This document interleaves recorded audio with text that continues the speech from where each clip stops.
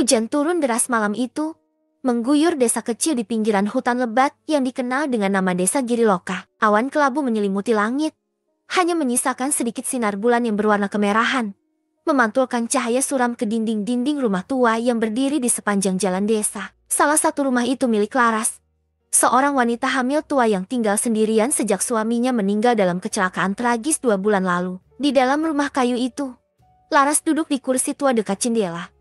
Tangannya yang gemetar memegang cangkir teh hangat. Angin malam menyusup melalui celah-celah jendela, membawa aroma basah hutan dan sesuatu yang busuk, seperti bangkai yang telah lama terkubur namun tergali kembali.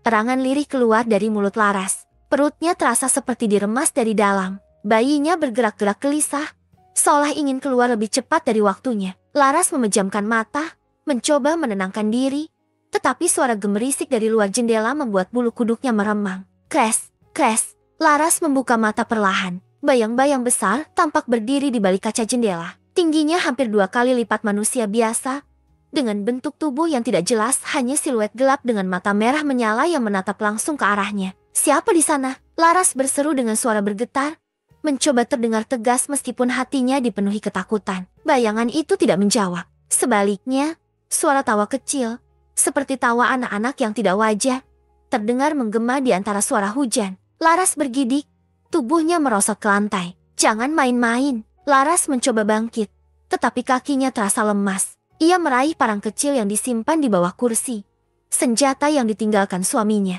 Saat ia kembali menoleh ke jendela, bayangan itu sudah hilang. Namun, suara-suara aneh tetap terdengar, suara kaki basah yang melangkah di lantai kayu. Suara napas berat yang datang dari belakangnya. Tolong! Erangnya sambil memegang erat perutnya yang terasa semakin nyeri. Ia melangkah ke kamar, berusaha mengunci pintu, tetapi langkahnya terhenti. Di sudut ruangan, ia melihat sesuatu yang tidak seharusnya ada di sana. Sosok wanita berbaju lusuh dengan rambut panjang menutupi wajahnya berdiri membelakanginya. Tangan wanita itu menggenggam sesuatu yang tampak seperti gumpalan kain berdarah. Tubuh Laras gemetar hebat. Keringat dingin membasahi wajahnya. Tolong! Suaranya semakin lemah. Sosok itu perlahan menoleh, dan saat wajahnya terlihat, Laras berteriak sekuat tenaga. Mata wanita itu kosong. Mulutnya penuh dengan darah yang menetes ke lantai. Kembalikan anakku. Suara seraknya terdengar seperti bisikan bercampur erangan. Sosok itu mendekat. Langkahnya menyeret. Tetapi Laras tidak bisa bergerak. Kakinya seperti terpaku ke lantai. Dan ia hanya bisa merasakan rasa sakit yang semakin kuat di perutnya. Jeritan Laras bercampur dengan suara gemuruh petir di luar. Bayinya bergerak liar di dalam perutnya, seolah berusaha keluar tanpa menunggu waktu. Tiba-tiba, semua lampu di rumah padam. Hanya ada kegelapan dan suara napas Laras yang terengah-engah. Dalam keheningan itu, suara tawa anak-anak kembali terdengar. Kali ini lebih dekat. Bu, mari bermain dengan kami. Laras terbangun dengan tubuh tergeletak di lantai ruang tengah rumahnya. Ia menggigil. Tubuhnya basah oleh keringat dingin. Jendela yang tadi digedor bayangan itu kini terlihat tenang. Hanya menyisakan embun yang mengalir perlahan di kaca. Namun, rasa nyeri di perutnya tak kunjung hilang. Ia mencoba mengatur napas, tetapi punggungnya terasa berat, seolah ada sesuatu yang menggantung di sana. Tuhan, tolong aku! Terang Laras sembari merangkak ke arah kursi. Ketika ia mencoba berdiri, pandangannya tertumbuk pada cermin tua di sudut ruangan. Ada sesuatu yang tidak beres. Bayangan di cermin itu bukan hanya dirinya, ada sosok lain di belakangnya. Seorang anak kecil dengan wajah pucat, mata kosong, dan mulut yang terbuka, mengeluarkan suara rangan panjang. Laras memutar tubuhnya dengan panik, tetapi ruangan di belakangnya kosong. Ketika ia menoleh kembali ke cermin, anak itu kini berdiri lebih dekat, hanya beberapa langkah di belakangnya. Tidak. Laras memejamkan mata, menggenggam perutnya yang berdenyut-denyut. Ia merasa ingin berlari, tapi tubuhnya terlalu lemah. Seolah mendengar ketakutannya, suara berderak datang dari cermin. Cermin itu retak perlahan, membentuk pola menyerupai wajah menganga yang menatap langsung ke arahnya. Bu, kenapa kau membuang kami? Suara itu keluar dari cermin. Suara anak kecil yang terdengar pilu namun dipenuhi kekecewaan. Laras mundur dengan langkah tertatih. Air mata mulai mengalir di pipinya. Aku tidak tahu apa yang kalian bicarakan. Aku tidak membuang siapapun. Suaranya terdengar gemetar. Tiba-tiba, suara keras terdengar dari kamar tidurnya. Braak, Laras tersentak. Ia menoleh ke arah kamar, Melihat pintunya yang tadi ia tutup rapat kini mengayun perlahan. Terbuka dengan suara derit panjang. Kegelapan menyelimuti ruangan di baliknya.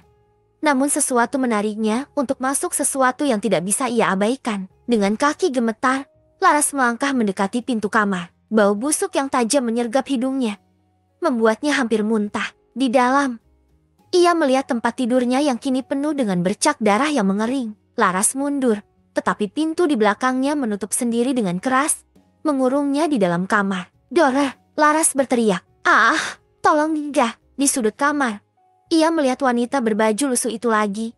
Kali ini sedang duduk di lantai dengan tangan memeluk sebuah kain hitam. Wajahnya masih tertutup rambut, tetapi dari sela-sela rambut itu, Laras bisa mendengar erangan lirih yang memilukan. Kembalikan." Wanita itu mendongak perlahan, menunjukkan wajah yang lebih mengerikan dari sebelumnya. Kulitnya tampak melepuh seperti terbakar. Mata hitamnya memancarkan kebencian yang mendalam. Ia menyeret tubuhnya mendekati Laras, meninggalkan jejak darah di lantai. "Jangan dekat-dekat, tolong!" Laras memekik, tubuhnya merosot ke lantai. Wanita itu berhenti beberapa langkah di depan Laras. Ia mengulurkan tangan, menunjukkan sesuatu yang berkilauan di antara jari-jarinya, sebuah cincin emas kecil. Sama persis dengan cincin pernikahan milik Laras. "Mereka menunggumu di hutan," bisik wanita itu dengan suara yang bergetar seperti daun ditiup angin. Laras menggelengkan kepala. "Aku tidak mengerti, apa yang kau inginkan dariku?" Wanita itu tersenyum miring, menunjukkan giginya yang tajam. "Kau akan tahu ketika bulan merah kembali penuh." Setelah berkata demikian, tubuhnya berubah menjadi kabut hitam dan menghilang, meninggalkan kamar Laras dalam kekacauan. Hanya ada suara rintik hujan di luar, diselingi erangan Laras yang kesakitan. Tolong!" Laras memegangi perutnya yang kini terasa jauh lebih sakit. Ia memeriksa tangannya yang basah dan terkejut melihat darah menetes dari sela-sela jarinya. Laras tahu satu hal dengan pasti, ini bukan lagi rasa sakit biasa dari kehamilan. Sesuatu yang jahat telah tinggal di tubuhnya. Laras terbangun dengan rasa nyeri yang menusuk di perutnya. Waktu seakan berhenti ketika ia sadar bahwa ia tidak lagi berada di kamar tidurnya. Ia kini terbaring di tengah hutan. Tubuhnya dikelilingi oleh akar-akar pohon yang menjalar seperti ular hidup. Cahaya bulan merah menembus celah dedaunan di atas, menerangi tanah yang basah oleh darah. Erangan Laras terdengar lirih. Tubuhnya gemetar.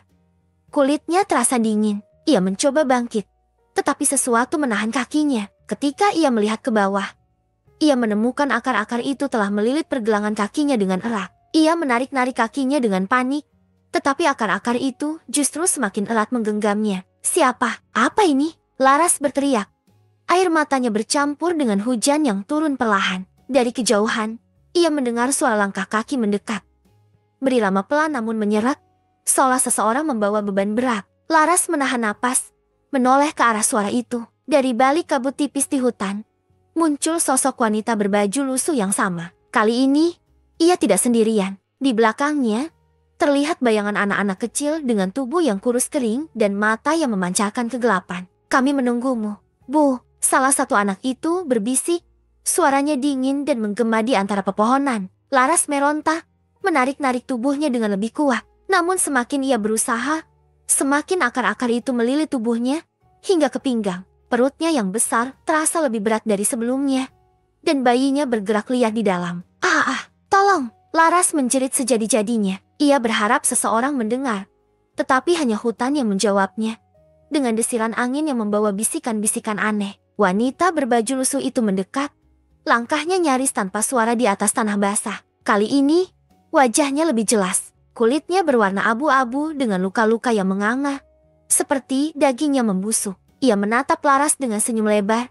Gigi-giginya seperti jarum. "Kau tahu apa yang kau bawa di dalam perutmu, Laras?" tanya wanita itu dengan suara yang berat dan penuh ancaman. Laras menggelengkan kepala, air mata mengalir deras. Aku tidak tahu apa yang kau inginkan dariku. Aku hanya ingin anakku lahir dengan selamat. Kumohon, biarkan aku pergi." Wanita itu tertawa.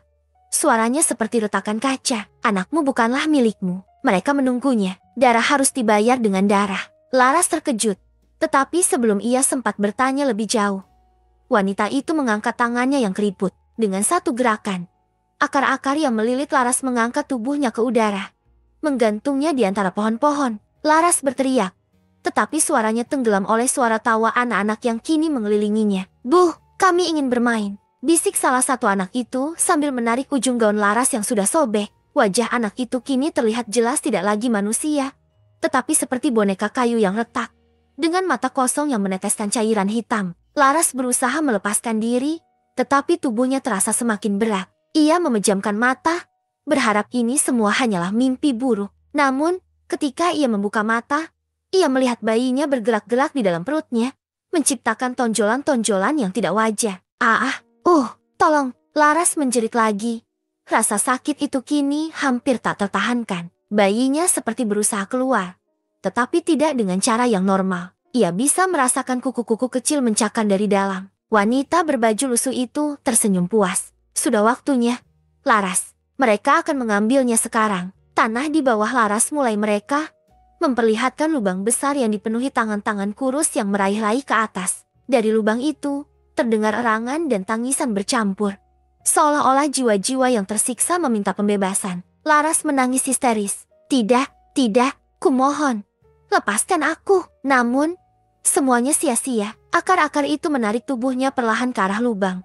Sementara wanita itu hanya berdiri di samping, menyaksikan dengan ekspresi dingin. Aku hanya ingin anakku lahir. Tolong, jangan lakukan ini. Laras mencoba meraih tangan wanita itu.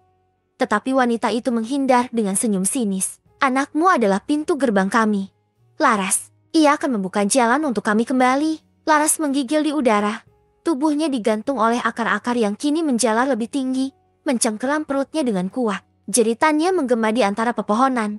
Tetapi tak ada yang datang untuk menolong. Akar-akar itu bergerak seperti makhluk hidup, seolah merasakan penderitaan Laras. Sementara itu, wanita berbaju lusuh tetap berdiri di dekat lubang yang menganga, menyaksikan semuanya dengan mata yang memancarkan kebencian sekaligus kegembiraan. Tolong, kumohon, hentikan ini. Laras menangis. Tangannya mencoba meraih apa saja untuk membebaskan diri. Di dalam perutnya, bayinya bergerak-gerak dengan cara yang tidak wajar. Tonjolan-tonjolan aneh muncul di kulit perutnya.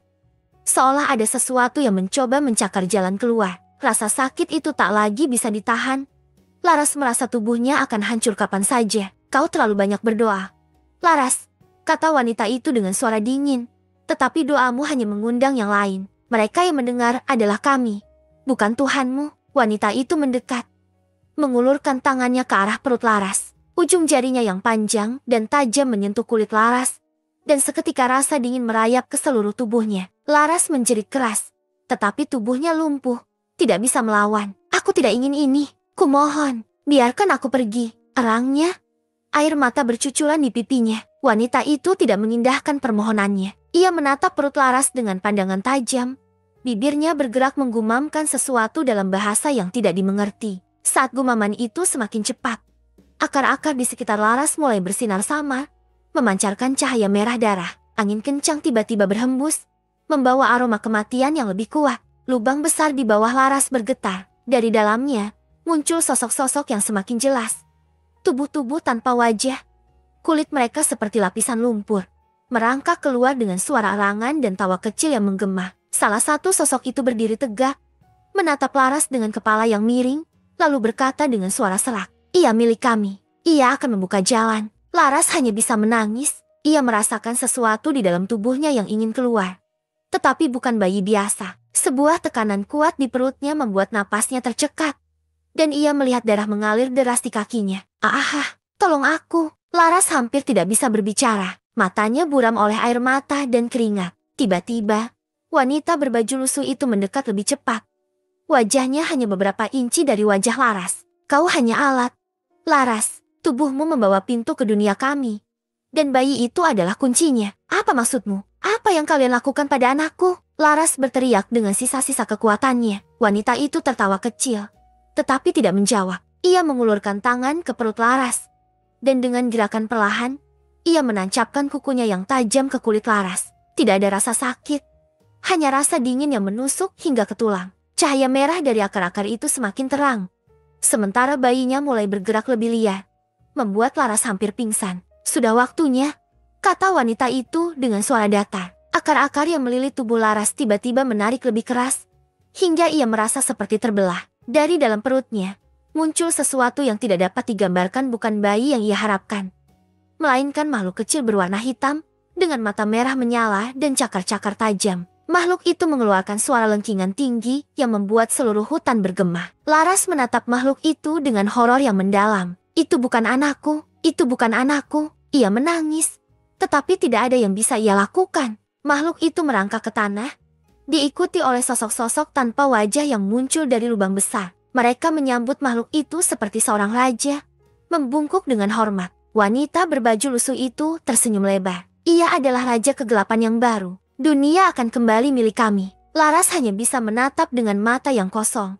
Tubuhnya yang lemah tergantung seperti boneka yang rusak. Ia merasa hidupnya telah berakhir, tetapi jauh di dalam hatinya, ia tahu ini baru permulaan. Laras terbangun dengan kepala berat dan tubuh yang terasa remuk. Ia tidak lagi tergantung di udara, melainkan tergeletak di tepi lubang besar yang kini telah tertutup oleh akar-akar pohon yang menjala rapat. Rasa dingin merayap di kulitnya, membuatnya sadar bahwa tubuhnya basah oleh keringat bercampur darah. Namun, yang paling mengganggunya adalah kenyataan bahwa perutnya kini rata.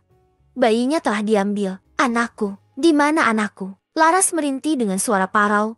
Tangannya yang gemetar menyentuh perutnya. Ia memaksa tubuhnya untuk bangkit, tetapi rasa sakit membuatnya terjatuh kembali ke tanah. Di sekelilingnya, hutan terasa lebih sunyi dari sebelumnya. Tidak ada suara binatang malam, hanya angin dingin yang berhembus pelan membawa aroma anyir darah. Laras mencoba mengingat apa yang terjadi, tetapi pikirannya buram. Seolah-olah sebagian ingatannya telah dicabut paksa. Tiba-tiba, dari balik kabut tipis yang menyelimuti hutan, muncul suara langkah kaki kecil. Tap, tap, tap. Irama langkah itu semakin mendekat, diikuti oleh suara anak-anak yang tertawa pelan. Laras menoleh dengan gemetar, matanya mencari sumber suara. Buh! Sebuah suara kecil memanggil dari belakangnya. Laras membalikkan tubuhnya dengan cepat, dan di sana ia melihat dua anak kecil berdiri di antara pohon-pohon. Wajah mereka pucat seperti porselen, mata mereka hitam tanpa pupil, dan senyum aneh menghiasi wajah mereka. Salah satu dari mereka memegang boneka lusuh yang tampak seperti berlumuran darah. Siapa kalian? Apa yang kalian inginkan dariku? Tanya Laras dengan suara bergetar. Kami adalah mereka yang kau abaikan, jawab salah satu anak itu dengan suara yang datar namun dingin. Kami adalah jiwa-jiwa yang tidak pernah dilahirkan, yang menunggu di pintu gerbang. Laras menggelengkan kepala, air mata mulai mengalir. Tidak, aku tidak mengerti. Aku tidak pernah melakukan ini kepada kalian. Anak itu tersenyum tipis, lalu melangkah mendekat. Laras mencoba mundur, tetapi tubuhnya tidak punya cukup tenaga. Anak itu berhenti tepat di hadapannya, mengulurkan tangan kecilnya yang dingin untuk menyentuh pipi Laras. Sentuhan itu membuat tubuh Laras menggigil hebat. Bukan salahmu sepenuhnya, kata anak itu. Tapi kau telah menjadi bagian dari siklus ini. Mereka memilihmu, karena darahmu membawa sesuatu yang mereka butuhkan. Laras tidak bisa memahami sepenuhnya apa yang dikatakan anak itu. Siapa yang memilihku? Apa yang mereka ambil dariku? Tanyanya dengan putus asa. Anakmu adalah kunci, jawab anak itu pelan. Dengan dia, gerbang yang menghubungkan dunia kita dan dunia mereka akan terbuka. Kau adalah pembawa, tetapi sekarang kau tidak lagi dibutuhkan. Laras merasa jantungnya hampir berhenti. Kata-kata itu seperti palu yang menghantam pikirannya. Ia mencoba berdiri, memaksakan diri untuk tetap sadar. Jika aku tidak dibutuhkan, kenapa kalian masih di sini? Kenapa kalian tidak membiarkan aku pergi? Anak-anak itu tertawa kecil. Suara mereka menggema seperti suara seruling yang sumbang. Karena kau masih punya pilihan, jawab mereka serempak. Pilihan apa? Laras bertanya, hampir berteriak. Ambil kembali anakmu, atau tetaplah menjadi bagian dari kegelapan. Seketika, tanah di bawah Laras bergemuruh, menciptakan retakan kecil yang memancarkan cahaya merah. Suara rangan dan tangisan kembali terdengar dari dalam lubang yang kini mulai terbuka lagi. Dari dalam lubang itu, Laras melihat sosok bayinya bukan sebagai seorang bayi, tetapi sebagai makhluk kecil berwarna hitam dengan mata merah yang menatapnya tajam. Itu bukan anakku. Laras bergumam dengan air mata mengalir deras. Anak-anak itu tersenyum, lalu berkata, dia masih bisa menjadi anakmu, jika kau berani mengambilnya dari tangan mereka. Sebelum Laras sempat bertanya lebih lanjut, anak-anak itu menghilang menjadi kabut, meninggalkannya sendirian di tepi lubang. Lubang itu kini terbuka sepenuhnya, memperlihatkan tangga spiral yang mengarah ke kedalaman tak berujung. Laras menatap tangga itu dengan ketakutan yang membuncah. Ia tahu apa yang harus dilakukan, tetapi apakah ia cukup kuat untuk melakukannya? Di dalam dirinya, sebuah suara kecil berbisik, ambil kembali anakmu. Sebelum semuanya hilang, Laras berdiri di tepi lubang yang menganga. Kakinya gemetar hebat. Tangga spiral yang terbuat dari batu tua memanjang ke bawah, menuju kegelapan yang seakan tidak berujung. Dari dalam lubang itu, suara-suara aneh terdengar, rangan, bisikan, dan tawa kecil yang bercampur menjadi harmoni yang tidak wajar. "Anakku," Laras berbisik dengan suara yang hampir tak terdengar. Ia tahu bayinya atau setidaknya sesuatu yang menyerupainya ada di bawah sana. Keputusasaan dan dorongan untuk menyelamatkan anaknya memaksa Laras melangkah maju. Dengan napas yang tersengal dan tubuh yang masih lemah, ia menuruni tangga perlahan. Setiap langkah terasa seperti dihantui oleh sesuatu, seolah-olah ada mata tak terlihat yang mengawasinya. Dinding lubang dipenuhi akar-akar pohon yang melilit, tetapi akar-akar itu tampak hidup, bergerak seperti ular yang mencari mangsa. "Satu langkah lagi, Laras, kau bisa melakukannya," ia berbisik kepada dirinya sendiri, mencoba menenangkan ketakutan yang membelenggu. Namun, pada langkah ke-30, ia mendengar suara di belakangnya. Sebuah bisikan yang dingin dan tajam, seperti hembusan angin. "Kembali, kau akan binasa." Laras membalikkan tubuhnya dengan cepat. Tetapi tidak ada apa-apa di sana. Tangga yang ia turuni terlihat membentang panjang ke atas, dan lubang tempat ia masuk kini jauh dari jangkauan. "Aku tidak akan kembali," gumamnya, melanjutkan langkah dengan hati-hati. Semakin dalam ia melangkah, semakin berubah suasana di sekitarnya. Dinding yang semula hanya terdiri dari tanah dan akar kini dipenuhi simbol-simbol aneh yang bercahaya samar. Simbol itu berbentuk lingkaran dengan garis-garis melingkar di tengah, dan setiap kali Laras menyentuh salah satu di antaranya tanpa sengaja, ia merasakan sengatan yang tajam di tangannya. Tiba-tiba, tangga itu bergetar. Laras kehilangan keseimbangan dan hampir jatuh. Tetapi ia berhasil berpegangan pada akar yang melilit dinding. Dari bawah, ia mendengar sesuatu mendekat. Langkah kaki berat, seperti sesuatu yang besar sedang memanjat ke arahnya. "Siapa di sana?" Laras berteriak. Tetapi hanya gema suaranya yang menjawab. Langkah itu semakin dekat, dan kali ini diiringi oleh suara napas yang berat dan kasar. Laras menoleh ke bawah, tetapi kegelapan menyelimuti segalanya, menutupi apapun yang mendekat. Ia berlari turun dengan sisa tenaganya.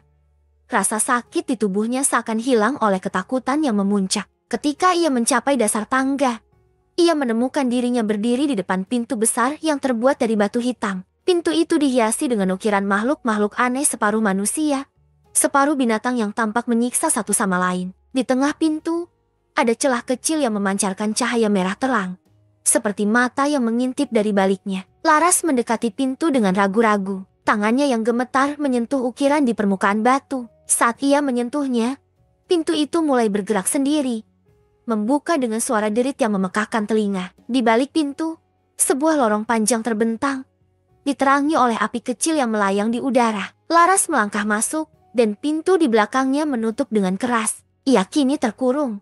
Tidak ada jalan untuk kembali. Di ujung lorong, ia melihat sosok wanita berbaju lusuh yang sebelumnya menghantui rumahnya. Wanita itu berdiri dengan tenang, memegang sesuatu di tangannya, sebuah kain hitam yang bergerak-gerak, seperti ada sesuatu yang hidup di dalamnya. "Kau datang, Laras," kata wanita itu dengan suara yang terdengar seperti rintihan ribuan orang. "Kau memang seorang ibu yang luar biasa. Aku ingin anakku kembali. Apapun yang kalian inginkan dariku, ambil saja. Tapi kembalikan dia." Laras berteriak dengan air mata mengalir deras. Wanita itu tertawa kecil. Suaranya seperti kaca yang retak. "Anakmu, dia bukan milikmu lagi. Dia milik kami. Tapi jika kau ingin mencoba mengambilnya, kau harus melewati ujian." Laras mengangguk, meskipun tubuhnya bergetar hebat. "Apapun, aku akan melakukannya." Wanita itu tersenyum lebar, menampakkan giginya yang tajam. "Bagus, jika kau berhasil, kau akan mendapatkan anakmu. Jika tidak, kau akan menjadi bagian dari kami." Dari belakang wanita itu, bayangan-bayangan mulai muncul. Sosok-sosok menyerupai manusia, tetapi tubuh mereka kurus kering dengan wajah yang tidak berbentuk, hanya cekungan kosong di tempat mata, hidung, dan mulut seharusnya berada. Mereka berjalan mendekati Laras, mengelilinginya dengan gerakan yang lambat tetapi penuh ancaman. "Bersiaplah, Laras," wanita itu berbisik. "Ujianmu dimulai sekarang." Bayangan-bayangan itu bergerak mendekati Laras, membuat udara di sekitarnya terasa semakin dingin. Tubuh Laras gemetar, tetapi ia menggenggam erat keberanian yang tersisa. Ia tahu bahwa ujian ini adalah satu-satunya cara untuk mendapatkan kembali anaknya. Wanita berbaju lusuh itu menatap Laras dengan senyum puas, lalu mengangkat tangannya. Dari tanah, muncul 3 lingkaran besar yang dipenuhi dengan api merah. Di dalam lingkaran itu, tampak bayangan samar, seperti makhluk yang menunggu untuk dilepaskan. Setiap lingkaran adalah ujian. Laras, ujar wanita itu, setiap langkah yang kau ambil akan membawa kau lebih dekat kepada anakmu, atau lebih jauh ke dalam kegelapan. Aku tidak peduli, kata Laras dengan suara bergetar, tetapi penuh tekad. Aku akan melakukan apapun untuk anakku. Wanita itu terkekeh pelan. Kita lihat seberapa jauh tekanmu. Ujian pertama, cermin jiwa. Lingkaran pertama memancarkan cahaya yang lebih terang, dan di dalamnya muncul sosok Laras, tapi ini bukan Laras yang sebenarnya. Sosok itu tampak lebih kuat, lebih berwibawa, tetapi matanya hitam pekat, tanpa emosi. Apa ini? Laras bertanya, melangkah mendekat dengan hati-hati. Sosok itu tersenyum tipis. Aku adalah kau, Laras. Aku adalah sisi dirimu yang kau sembunyikan. Kemarahanmu, kekecewaanmu, keputusasaanmu. Untuk maju, kau harus menghadapiku. Bagaimana caranya? Laras bertanya. Lawan aku, jawab sosok itu, atau terima bahwa kau adalah aku. Sebelum Laras sempat merespons, sosok itu melompat ke arahnya, menyerangnya dengan kekuatan yang luar biasa. Laras terjatuh, tubuhnya menghantam tanah dengan keras. Ia mencoba bangkit, tetapi sosok itu sudah berada di atasnya, mencengkeram lehernya dengan tangan dingin. Berhenti, Laras berteriak, mencoba melepaskan diri. Aku tidak seperti ini, aku bukan kau, kau adalah aku. Laras, bisik sosok itu dengan nada dingin. Kemarahan dan kegelapanmu adalah bagian darimu. Jika kau tidak menerimanya, kau akan binasa. Laras terdiam, tetapi pikirannya berputar cepat. Ia menyadari bahwa melawan hanya akan membuatnya semakin lemah. Dengan sisa tenaga, ia memejamkan mata dan berkata, baik, aku menerimamu. Aku tidak sempurna. Aku punya kegelapan. Tetapi itu tidak akan menguasai hidupku. Sosok itu tersenyum, lalu perlahan memudar menjadi asap hitam yang menghilang ke udara. Lingkaran pertama padam, meninggalkan Laras yang terengah-engah tetapi masih berdiri. Ujian kedua, bayangan masa lalu. Lingkaran kedua mulai menyala. Kali ini, Laras melihat sosok yang lebih familiar, suaminya. Ia berdiri dengan tubuh tegap, tetapi wajahnya penuh dengan luka bakar dan darah mengalir dari matanya. Laras, suara suaminya terdengar serak. Kau meninggalkanku. Laras menahan napas, air matanya mulai mengalir. Tidak, aku tidak meninggalkanmu. Kau meninggalkanku lebih dulu. Kau meninggal. Aku tidak punya pilihan. Benarkah? Suaminya melangkah maju. Tangannya terulur. Lalu mengapa aku merasa kau tidak berusaha menyelamatkanku? Kau memilih hidupmu sendiri. Laras tertegun. Kenangan kecelakaan yang merenggut nyawa suaminya kembali menghantui pikirannya. Ia ingat malam itu, saat ia tidak mampu menyelamatkan suaminya dari reruntuhan. Ia memang lari, tetapi bukan karena ia ingin meninggalkannya. Ia lari karena takut. Aku takut, Laras berbisik. Aku tidak kuat, tapi aku mencintaimu. Aku selalu mencintaimu. Sosok suaminya menatapnya dengan ekspresi yang melunak, lalu berkata, ketakutanmu adalah bebanmu. Laras, lepaskan itu, atau kau tidak akan pernah melihat anakmu lagi. Dengan isakan yang tercekik, Laras mengangguk. Aku akan melakukannya. Aku akan melepaskan rasa bersalah ini. Sosok suaminya tersenyum samar, lalu menghilang, membawa kehangatan kecil di tengah dinginnya lorong. Lingkaran kedua padam, dan Laras merasa beban di pundaknya sedikit berkurang. Ujian ketiga, pengorbanan. Lingkaran ketiga menyala dengan sangat terang, membuat Laras harus menutup matanya. Ketika ia membuka matanya, ia melihat seorang bayi kecil terbaring di tengah lingkaran, menangis dengan suara melengking. Bayi itu tampak tidak wajar, dengan kulit hitam berkilauan dan mata merah menyala. Anakku, Laras berbisik, melangkah maju. Namun, suara wanita berbaju lusuh itu kembali terdengar. Untuk mengambilnya, Laras, kau harus memberikan sesuatu sebagai gantinya. Apa yang kau inginkan dariku? Tanya Laras. Suaranya dipenuhi kecemasan. Wanita itu muncul di samping lingkaran, tersenyum lebar. Jiwamu, Laras, kau harus menyerahkan dirimu sepenuhnya, menjadi bagian dari kami, untuk membebaskan anakmu. Laras terdiam. Tubuhnya terasa dingin. Ia tahu bahwa jika ia menyerahkan dirinya, tidak akan ada jalan kembali. Namun, ketika ia mendengar tangisan bayinya, ia tahu bahwa ia tidak bisa meninggalkannya. Baik, kata Laras akhirnya, ambil aku, tapi bebaskan anakku. Wanita itu tertawa puas. Sebuah pilihan yang berani. Mari kita lihat apakah kau benar-benar mampu melakukannya. Akar-akar muncul dari tanah, melilit tubuh Laras dengan erat. Ia merasakan dingin yang menusuk hingga ke tulangnya.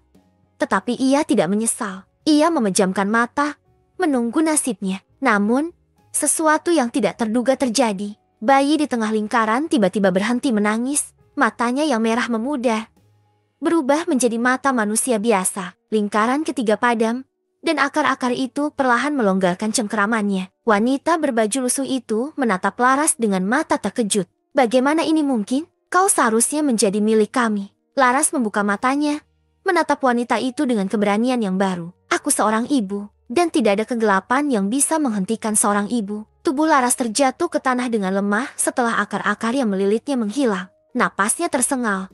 Tetapi di dalam dirinya, ia merasakan sesuatu yang tidak pernah ia rasakan sebelumnya, seberkas kekuatan dan keberanian yang membakar di tengah kegelapan yang mengelilinginya. Di hadapannya, bayi itu terbaring diam. Tangisan dan matanya yang sebelumnya merah kini berubah. Wajahnya yang semula menyerupai makhluk menyeramkan kini tampak lebih manusiawi, dengan kulit yang lembut dan mata gelap yang penuh rasa ingin tahu. Laras merangkak mendekatinya. Tangan gemetarnya terulur untuk menyentuh anaknya. Anakku. Suaranya lirih, hampir tenggelam oleh keheningan lorong yang menekan. Namun, sebelum ia sempat meraih bayinya, wanita berbaju lusuh itu melangkah maju dengan tatapan penuh amarah. Wajahnya yang sebelumnya penuh kemenangan kini berubah menjadi topeng kebencian. Kau telah melanggar aturan.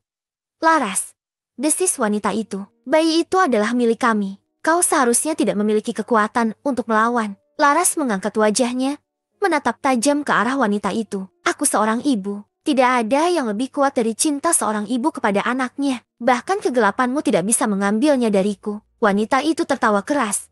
Tetapi tawanya terdengar lebih seperti tangisan yang menyakitkan. Dari balik tubuhnya, sosok-sosok bayangan yang sebelumnya mengintai mulai bergerak, mengepung Laras dan bayinya. Mereka menyeret langkah, membentuk lingkaran yang semakin kecil di sekelilingnya. Kau pikir cinta akan menyelamatkanmu? Wanita itu mengejek. Cinta hanya akan menjadi kelemahanmu, Laras, dan kelemahan itu adalah pintu gerbang kami untuk menghancurkanmu. Laras memeluk bayinya yang kini mulai menangis pelan. Ia berdiri dengan sisa tenaganya, matanya menyala dengan tekad yang tak tergoyahkan. Jika cinta adalah kelemahan, maka itu adalah kelemahan yang akan aku gunakan untuk menghancurkanmu. Pergeseran kekuatan, langit di atas lubang besar mulai berubah. Cahaya merah yang sebelumnya mendominasi kini memudar, digantikan oleh cahaya putih yang menyilaukan. Bayangan yang mengelilingi Laras berhenti bergerak, seperti membeku di tempat mereka berdiri. Wanita berbaju lusuh itu terlihat terkejut. Matanya yang gelap menatap langit dengan ketakutan yang tidak dapat ia sembunyikan. Tidak, ini tidak mungkin, gumamnya. Cahaya itu seharusnya tidak ada di sini. Laras menatap ke atas, dan untuk pertama kalinya sejak ia memasuki dunia ini, ia merasa tidak sendirian. Cahaya itu tampak seperti menyelimuti dirinya, memberi kekuatan yang menghangatkan tubuh dan jiwanya. Ia memeluk bayinya erat, melindunginya dari bayangan yang masih mengintai. Wanita itu melangkah mundur, tetapi suaranya tetap penuh ancaman. Cahaya itu tidak akan menyelamatkanmu. Laras, dunia kami adalah tempat kegelapan, dan kau telah memilih untuk masuk ke dalamnya. Namun, sebelum wanita itu bisa bergerak lebih jauh, akar-akar yang sebelumnya menjadi alat kendalinya kini mulai melawan. Akar-akar itu bergerak liar, melilit tubuh wanita itu dengan kekuatan yang tak terkendali. Apa yang kalian lakukan? Lepaskan aku, jerit wanita itu. Tetapi akar-akar itu menarik tubuhnya lebih dalam ke tanah, perlahan menghilangkan sosoknya. Laras menatap pemandangan itu dengan terengah-engah. Tetapi ia tidak berani lengah. Bayangan-bayangan yang sebelumnya mengintai kini mulai memudar, seolah-olah kehilangan kekuatan mereka. Suara-suara yang menghantui lorong itu lenyap, digantikan oleh keheningan yang mendalam. Keluar dari kegelapan, dengan bayi di pelukannya, Laras melangkah maju. Lorong yang sebelumnya penuh dengan kegelapan kini terlihat lebih terang, seperti pintu keluar yang memanggilnya. Ia berjalan perlahan, setiap langkah terasa seperti kemenangan kecil atas ketakutan yang selama ini membelenggunya. Saat ia mencapai pintu keluar, cahaya putih menyelimuti dirinya sepenuhnya. Suara lembut, hampir seperti bisikan angin, terdengar di telinganya. Kau telah melewati ujianmu, Laras. Cinta dan keberanianmu telah membawa anakmu kembali. Tapi ingat, kegelapan tidak pernah benar-benar pergi. Ia hanya menunggu. Laras menutup matanya, mengucapkan doa dalam hati. Ketika ia membuka matanya lagi, ia menemukan dirinya kembali di tengah hutan. Lubang besar yang sebelumnya ada kini telah tertutup rapat oleh akar-akar pohon. Cahaya bulan merah menghilang, digantikan oleh cahaya bulan biasa yang lembut dan menenangkan. Bayinya tidur dengan tenang dalam pelukannya. Laras tersenyum.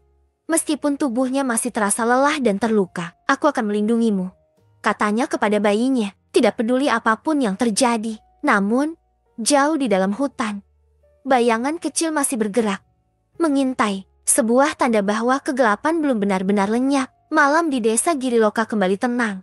Tetapi bagi Laras, perjalanan belum berakhir. Ia membawa bayinya kembali ke rumah, menempuh jalan setapak yang penuh dengan akar dan ranting. Setiap langkah terasa berat, seolah-olah ada mata yang mengawasinya dari setiap sudut gelap hutan. Ketika Laras tiba di rumahnya, pintu depan yang semula terkunci telah terbuka sedikit.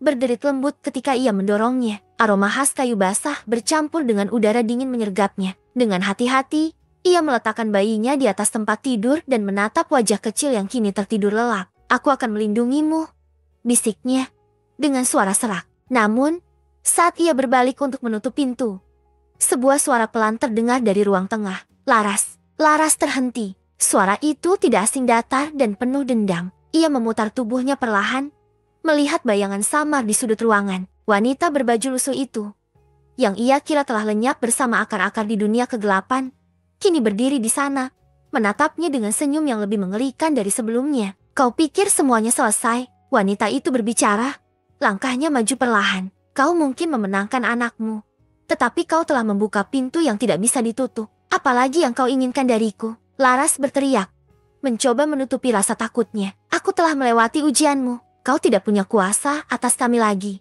Wanita itu tertawa pelan, tetapi tawa itu terdengar seperti ribuan jeritan yang menggema di dalam rumah. Kau benar, Laras. Aku tidak punya kuasa lagi atas anakmu. Tapi kau telah menjadi bagian dari kegelapan. Laras menggelengkan kepala dengan air mata mengalir. Aku tidak akan menjadi bagian dari kalian. Aku hanya ingin hidup dengan anakku, jauh dari semua ini. Wanita itu berhenti.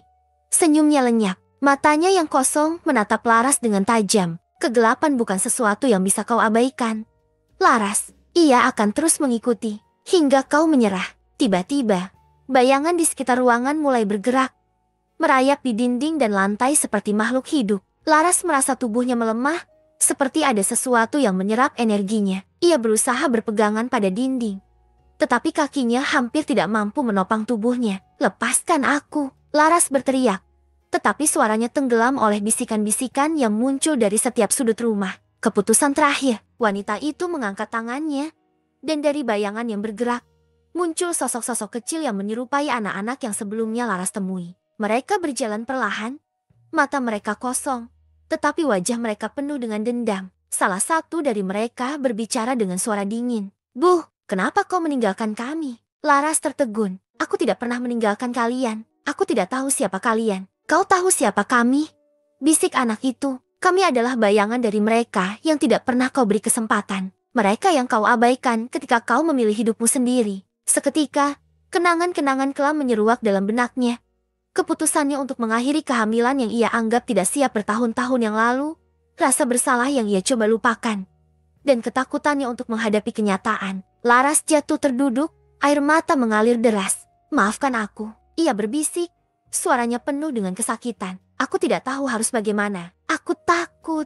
Wanita berbaju lusuh itu menatapnya dengan dingin. "Ketakutanmu menciptakan mereka. Mereka tidak akan pergi, Laras, sampai kau menerima mereka." Laras memejamkan mata. Napasnya berat. Ia tahu bahwa wanita itu benar. Ia tidak bisa terus lari dari masa lalunya. Dengan tangan gemetar, ia membuka matanya dan menatap anak-anak itu. "Aku tidak bisa mengubah apa yang sudah terjadi," kata Laras. Suaranya bergetar. "Tapi aku menerima kalian. Kalian adalah bagian dari hidupku, dan aku tidak akan melupakan kalian." Sosok anak-anak itu berhenti. Wajah mereka mulai berubah. Wajah yang sebelumnya penuh dendam kini tampak lebih damai. Meskipun masih dihiasi kesedihan, satu persatu, mereka memudar menjadi asap hitam, meninggalkan ruangan dalam keheningan. Wanita berbaju lusuh itu tersenyum tipis.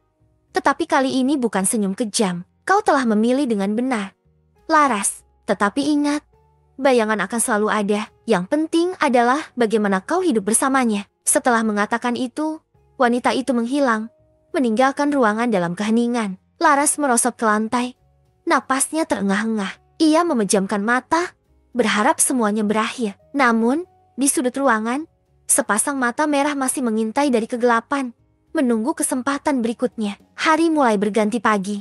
Cahaya matahari menyelinap melalui celah-celah jendela rumah Laras, membawa kehangatan yang perlahan mengusir sisa-sisa dingin dari malam sebelumnya. Laras duduk di samping tempat tidur, menggendong bayinya yang kini tertidur lelap. Wajahnya lelah, tetapi matanya memancarkan kebulatan tekad yang baru. Aku tidak akan membiarkan apapun mengambilmu dariku lagi, gumamnya kepada bayinya.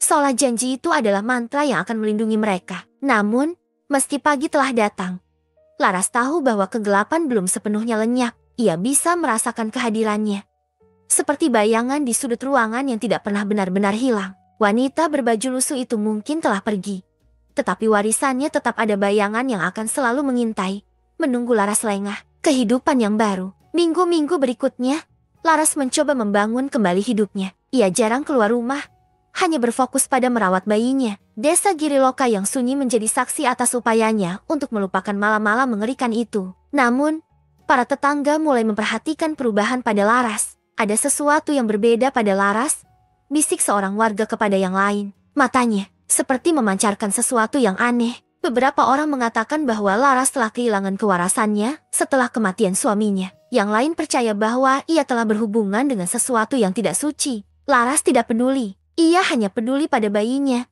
yang ia namakan Narastra. Sebuah nama yang berarti cahaya di tengah kegelapan. Namun, ada malam-malam ketika Narastra menangis tanpa alasan. Tangisannya menggema di dalam rumah, meskipun Laras telah mencoba segalanya untuk menenangkannya. Saat itu terjadi, Laras merasakan kehadiran sesuatu yang tak terlihat. Ia tahu bahwa kegelapan masih mengintai, tetapi ia tidak membiarkan rasa takut menguasainya. Jika kau ingin kami, ambil aku saja, kata Laras pada suatu malam, menatap ke sudut ruangan tempat bayangan itu muncul. Tapi jangan sentuh anakku. Bayangan itu tidak menjawab. Sebaliknya, ia perlahan memudar, meninggalkan keheningan yang menakutkan. Jalan menuju penebusan. Suatu malam, ketika bulan purnama bersinar terang, Laras mendengar suara langkah di luar rumahnya. Ia memeluk Narastra erat dan menatap ke jendela. Tidak ada apa-apa di sana.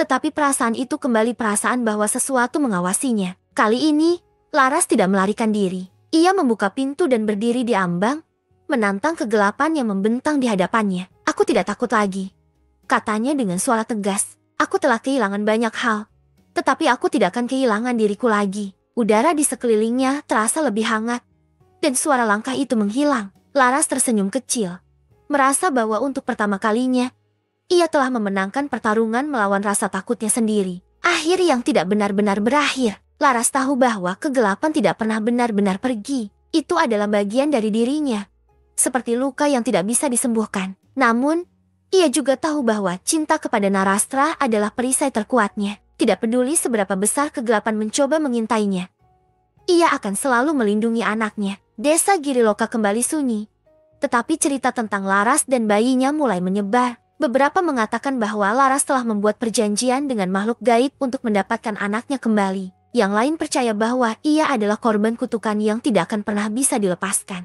Bagi Laras, semua itu tidak penting. Ia telah menerima kegelapan dalam dirinya, tetapi ia tidak akan membiarkannya menguasai hidupnya. Malam itu, Laras berdiri di samping tempat tidur Narastra, menatap bayi kecilnya yang tidur dengan damai. Bayangan-bayangan di sudut ruangan masih ada, tetapi kali ini, mereka hanya diam, tidak lagi mengancam. Selama aku di sini, kau tidak akan menyentuhnya, kata Laras pelan, tetapi tegas. Dan untuk pertama kalinya sejak malam mengerikan itu, Laras merasa bahwa ia tidak lagi sendiri, bukan karena kegelapan, tetapi karena cinta yang ia temukan dalam dirinya sendiri.